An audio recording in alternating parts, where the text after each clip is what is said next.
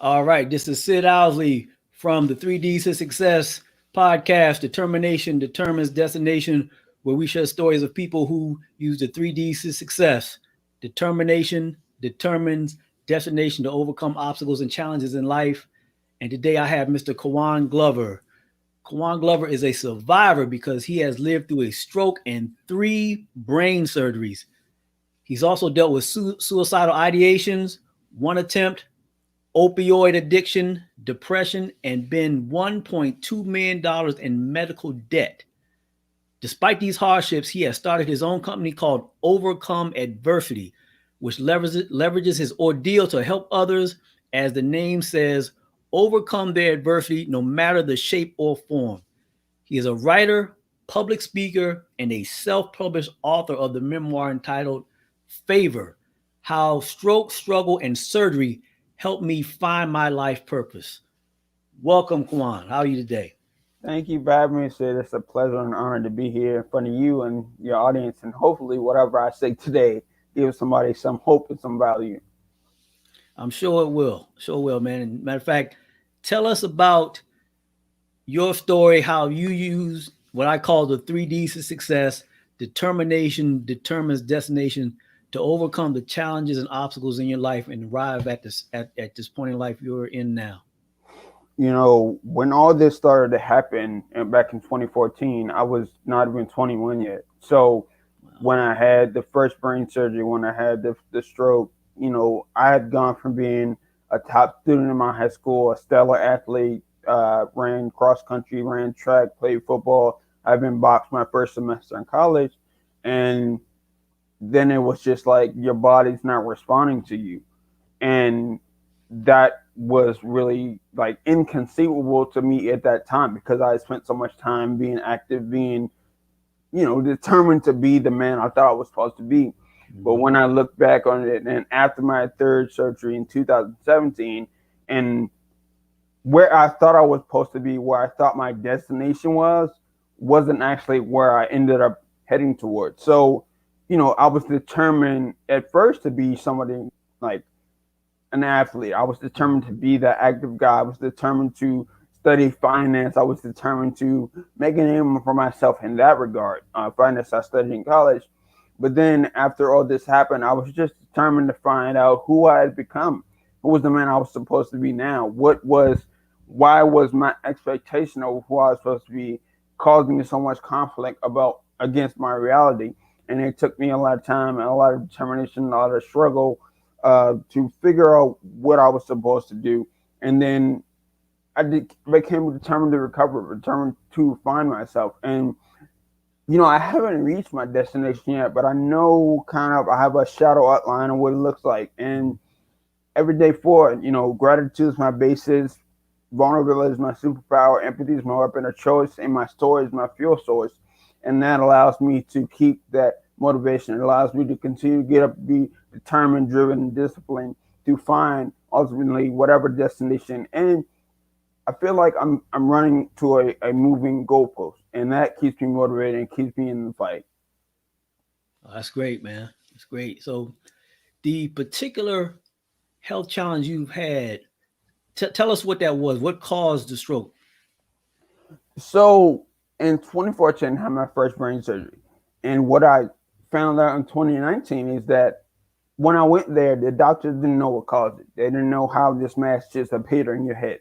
And when I found out later, after talking to someone who had also suffered strokes, he said it's probably been there since birth, and because of the condition you created for yourself, the stress of being a college student, trying to do all these different things, caused created the perfect storm for it to burst. So when that mass burst, it created a bleed in my brain, which is what they tried to fix the first brain surgery.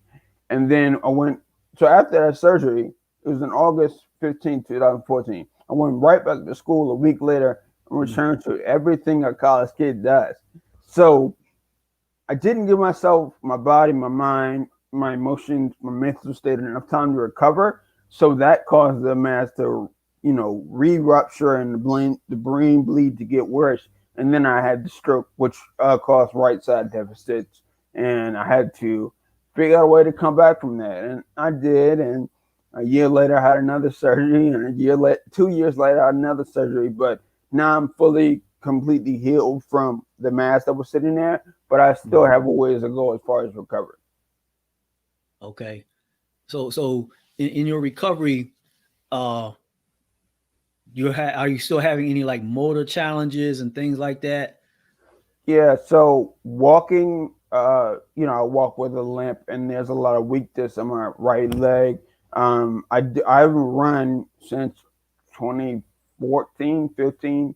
Uh, I have to walk with. I have an electronic brace. It's called the E-stem, and it sends electrical pulses through my legs so I can lift my foot up because I have a lot of foot drag. Um, but the challenges keep me grounded. Mhm. Keep me present in the moment because I'm always having to, okay, make sure I make the right steps. Okay, and that actually I see it as a gift because oftentimes we're focused on in the future and what's going to happen next and what if, and then or we're focused on the past and like what was, and I'm always constantly forced to be rooted in the moment, and that allows me to appreciate the little things. So contrary to what you may believe or what people may think, this has been the greatest gift I've ever been given in my life. And hey, so going into that, yeah, tell us more about that. Tell us more about how this situation, how you've used it to transform your life. Again, when this all started, I was just a regular kid. I did pretty well in school, and now I'm entering manhood, and I'm starting to see that there is more to life than what I thought there was.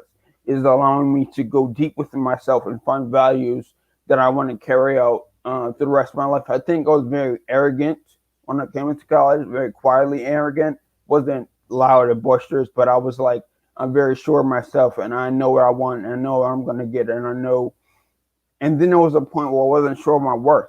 I wasn't sure of who I was, and I was doubting myself. But now I feel like I'm 5'8", and I'm 145 pounds. I'm gonna give you all of that in whatever I do, and I have no qualms about doing that because a lot of people have all of their bodily functions. They are completely able body, and they give you 60% of their potential.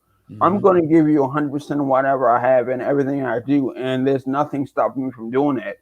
And I don't see this as a disability or a disenfranchisement. I see it as I'm able to do things differently, and that gives me a lot of power in spaces where people feel powerless. Wow. And so you have an organization called Overcome Adversity. Tell us more about that and everything that surrounds that. So when I got out of the last surgery and I was recovering for that year 2018 after the surgery, I was just like, I gotta do something with this. I don't know what I'm gonna do. I don't know what it looks like, but I gotta do something with this. And the words just came to me. Adversity was always there. This challenge, this struggle, but what did I do with it? And with challenges, struggles, and adversities, you can't always go under them. You can't go around them. You have to step over them or go through them. So that's where I come with the name. And what it's basically set up to is to use my story, my struggles, my pain, is to Mhm. allow people to understand what I went through, learn from it.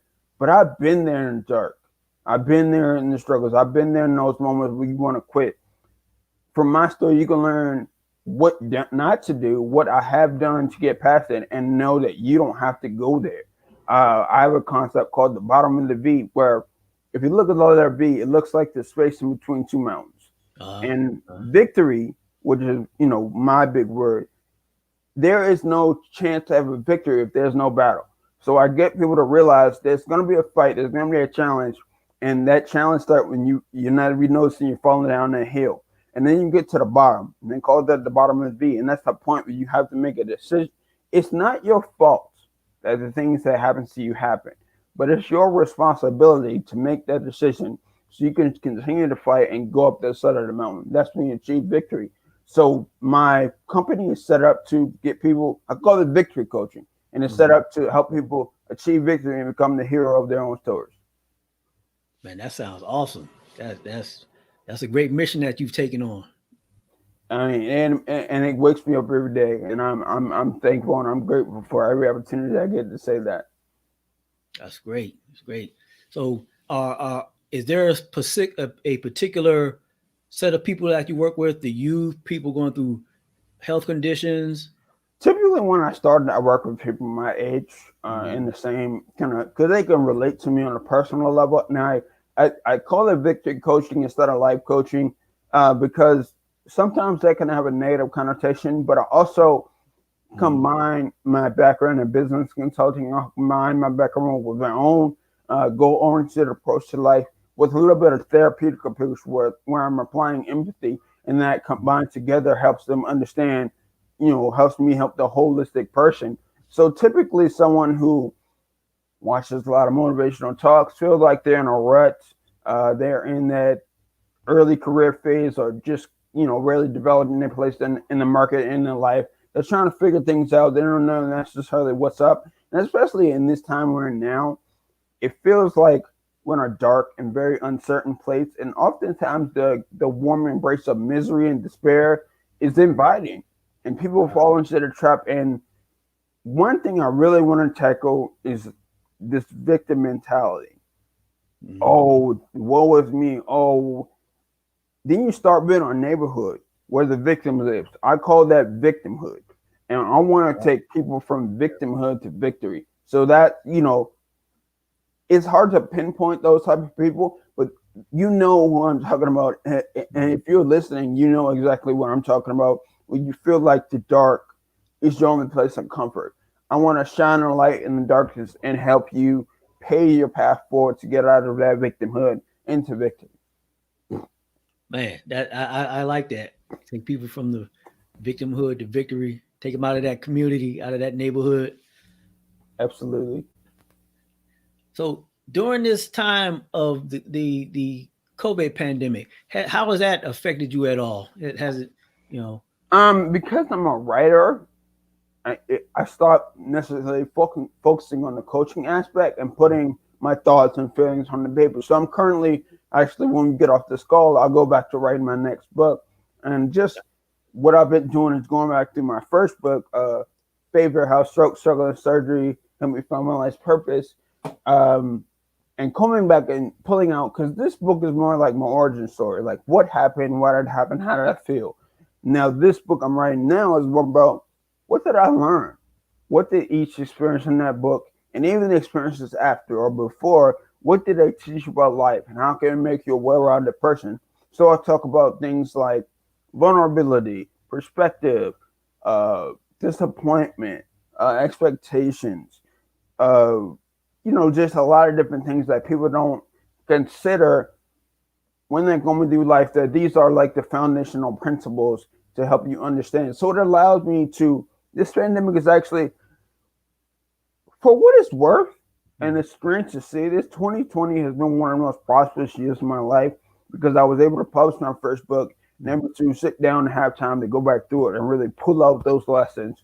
And that's my life's purpose, to use my story to derive the lessons in life to help you propel yourself forward. So it's allowed me to do a lot of, I was on a writing set yesterday while I was just, banging out Yeah. little articles about different things. So this pandemic has allowed me to sit still and work. Wow. I've heard that story from several people that even during this time of the pandemic, you know, when we have health challenges, political confusion, financial uncertainty, that is actually helped a lot of people to reset. And I've heard that particular word used several times, to reset and examine their life during this time. And so that's great that's also happened for you.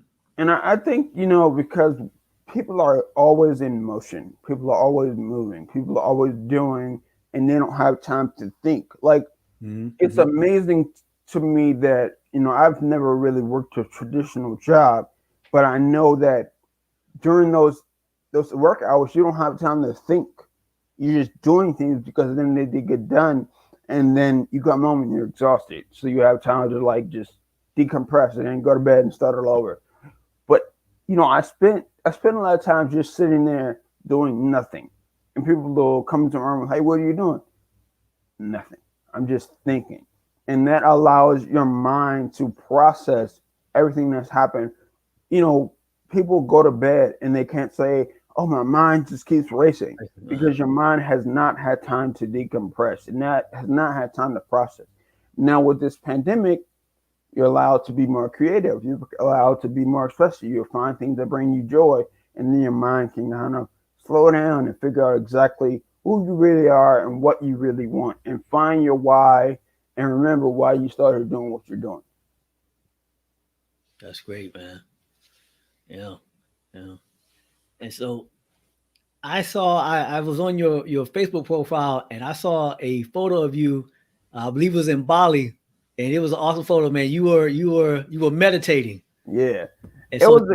yeah, It tell us was. about that. Tell us some things that you're doing. Since this has all happened to you, some positive things that have come out of it for you. So last year around this time, well, a couple of days ago, I would have still been in Bali, and going out there with a group of people, we stayed at a villa, and that's a place where you go to really think about things, not only the spiritual climate and the way Bali looks and the temperature and the people and food, but I just got time to sit and think and not necessarily be on the go. And I think thinking and letting your mind be being mindful, practicing mindfulness, rooting yourself in the present moment, I think that allows you to, like you said, reset and get those negative burners off your back. Just having the time to separate from technology and a lot of people and just sit and be still. I did a lot of traveling after I recovered. I went to California, I went to Louisiana,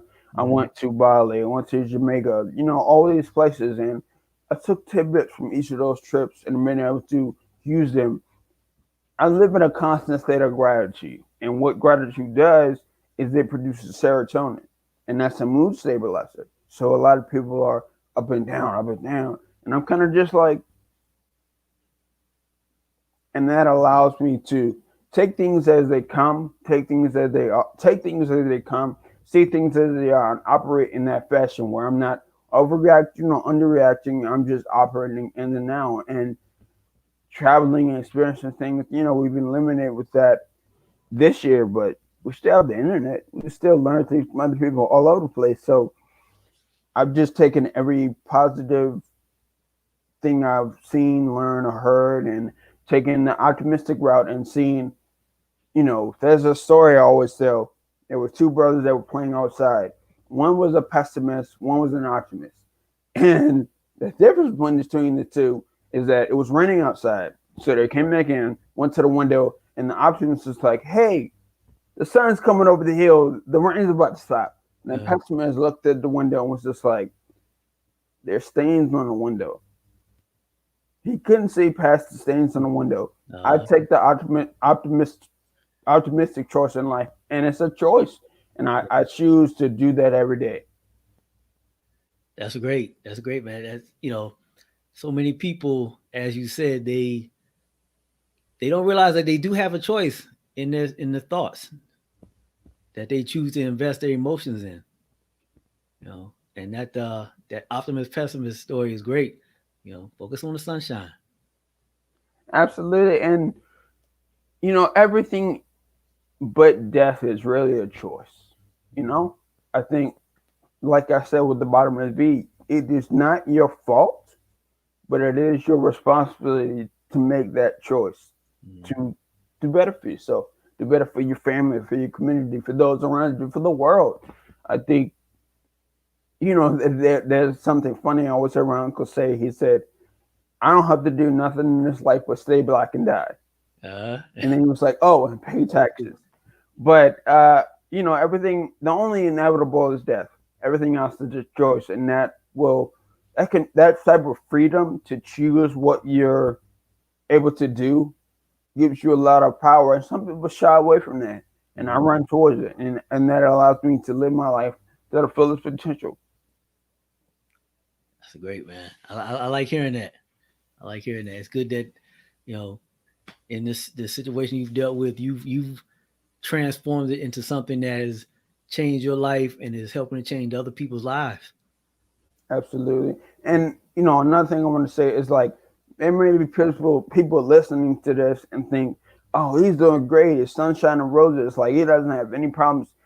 It is difficult sometimes for me. I want to give a caveat. It is difficult for me sometimes to see people in my age range that are doing more with their bodies and their time and they're more free because I do have some deficits. And it is, I wish I was able to do things. So I remember when I was able to do those things and I'm not. So I do have the dark days. I do have the doubts. I do have the difficulties. But like we just said, like me and Sid just said, we choose to see the optimistic side. We choose to see the sunshine come over the hill. The darkest night often comes before the brightest morning, but I always know that the morning is coming, and that's what I choose to look forward to. So I do have those dark times. I do feel miserable. I do feel despair. I do feel sad, but I choose hope, and that keeps me moving forward every day. That's great, man.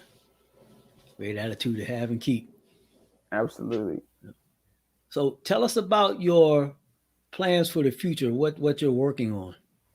So I'm gonna hopefully within the next year I'll launch my website. I plan to have a blog.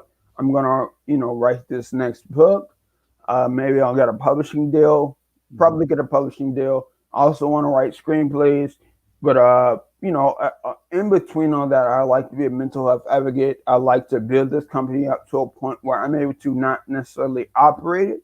I like to own it and go off and do more speaking engagements. Like to do investments. There are a lot of different things, but the core message always remains the same. The reason why I do what I do is to use my story as a cautionary tale. Like these challenges will come up in your life, but I will continue to tell this story to I can't speak anymore, to my voice is hoarse because I want to let you know that there's always hope. You know, it seems like you're defeated when the battle gets the hardest, and it seems like there's no light, there's no way out of this. But understand, you will not value the warm sunny days without those cold wintry nights. Froze up a little bit. Uh-oh. You still there? Value Okay. prosperity without being broke. That's just the adverse is necessary for you to understand what your value is. And I think that's what this experience has taught me. There is going to be challenges. There's going to be dark moments. But my story allows you to see that there is a way you can flip the coin. And it starts with making a choice. I chose to write this book. I chose to get on this podcast. I chose to tell my story. I choose to be vulnerable. I choose to be grateful for my life. I choose to have a routine. I choose to do the things that I do because I know it's going to make me a better person. All you have to do is choose. And it's not going to happen right away. But every time you choose, you get that much closer and that much closer. And then your destination, through your determination, becomes a lot more clear. That was great, man. I like that. Beautiful, beautiful message. Thank you. Thank you. All right. So as we get close to wrapping things up, what's some advice you give people who are going through their own particular challenges in life? You know, you've already given some great advice. What additional advice? What else would you tell people? You know, they can do to deal with their challenges, and also what some books or other information that you think people should take a look at to help them with those situations. Okay, I'll start with the books. The Power of Now, of course, is a great book, just teaching you really how to root yourself in the present moment. The Four Agreements, the Alchemist. I I've been reading Green Lights by Matthew McConaughey. Uh, what is it? The Pursuit of Happiness, great book. Chris Gardner. Kind of modeled my story after his. And those are some of the books I can go on and on about different books. And also, sometimes it's okay to read some fantasy, something fiction that can help you kind of just get out of that moment and live somebody else's story. That helps as well. But some advice, there's something that let me ask you this. Have you ever heard somebody say, "Oh, they said I couldn't do that"? Oh yeah. And I'm like, who is they? Yeah, who was like, And they're like, well, so and so, and that's like, okay, one person told you that, or they'd be like, well, you know what I mean. I'm like, no, you told you that. yeah, So what I advise people to do is something called mirror work, and that's taking a look at yourself in the mirror and wow, addressing everything you said about yourself, noticing that it wasn't them, it wasn't this person over here or this group over there. It was you who are constantly recycling those old thoughts. You have to understand that everything you think in a day, it's not an original thought. Somebody else before you and after you will think the same thing you're thinking right now. So do some mirror work. Understand that you are recycling those thoughts and putting yourself deeper into a hole, and challenge those thoughts. Something I've noticed people do is when something negative happens, oh, I'm sad, or I'm depressed, we automatically go with it. But if you say, I'm happy, my marriage is successful, or it's a successful business, you're waiting for the other shoe drop. That's not possible. That's too good to be true. Why is that? So you have to really make a choice to choose the optimistic route, to choose the positive, to choose happiness, to choose joy. And then you'll start seeing the sunshine coming through the darkest of the clouds, through the heaviest of the rainstorm, through the most tumultuous of the tornadoes, because you're choosing to see light where often people don't even think it exists. great advice, man. Is over and over again, like you said, you emphasize that we have a choice in our thoughts, a choice to how we look at things, and that's like as you said, that's what brings you through those dark times. You know? It's always been wherever there is darkness, wherever there is light, darkness cannot exist. So when you shine light on stuff, the darkness has no choice but to back up a little bit. That's right. So let everybody know how they can contact you, how they can get your book, how they can find out what you're doing in the future.